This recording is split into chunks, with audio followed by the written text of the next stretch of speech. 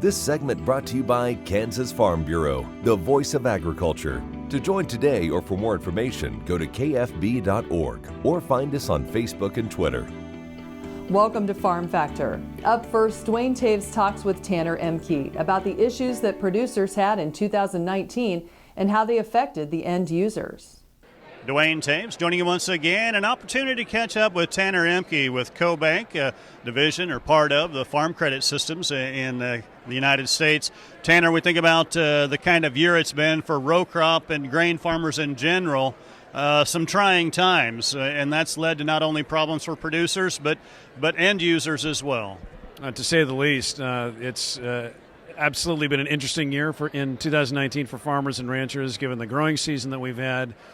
You know, the crop was planted late in the spring, and that's culminated in a late harvest, and that's created a whole lot of issues in itself that has a rippling effect, Dwayne, into the supply chain. With anybody touching the grain, there's going to be some impacts there. You've got some frost issues that have caused quality problems with crops that were planted late and they were delayed in maturity, and so the frost impacted those crops, and that's going to raise issues with test weights, things like that.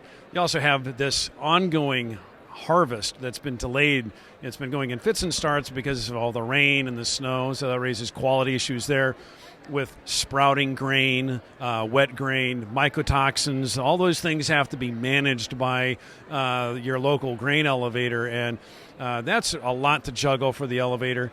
And at the same time, because you have this prolonged harvest, that's going to result, or that is resulting in a much tighter basis.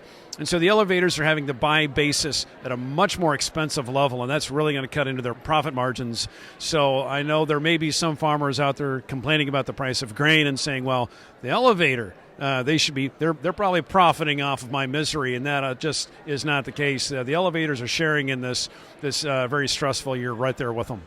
We think about, you'd referenced all of the things that can go wrong, seems like have this year in terms of what we've thrown at our cropping systems. But you referenced that has implications on the backside as well, all the way to the end user.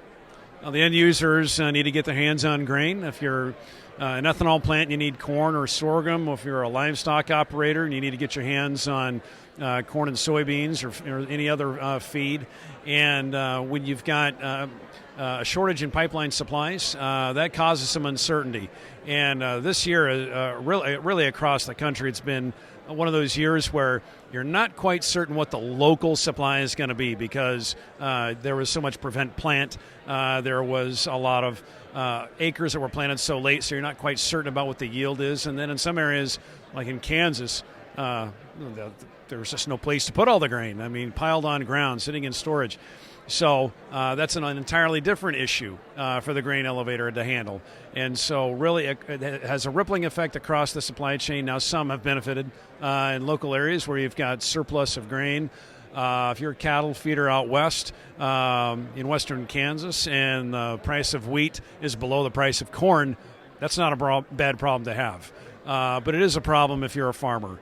And so it's just one of those years that on the whole, the uncertainty caused by the weather, now we'll throw in trade just on top of that, it's been a very stressful year for farmers and grain handlers all the way around.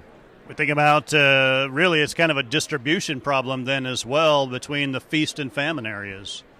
That's right, and that's going to be figured out with basis. The local markets are going to be trying to move grain through arbitrage.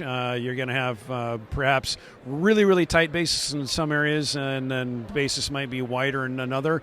And so they're going to see more volatility. We're especially seeing that in the eastern Corn Belt, where in regions like Ohio, Michigan, Indiana, there was a lot of prevent plant in those areas, a lot of fields that have uncertain yield, and so what you're seeing is volatility there. And if you're a grain elevator manager, that volatility is not fun to manage. Well, our thanks to Tanner Ehmke with CoBank. Jamie, we'll send it back to you.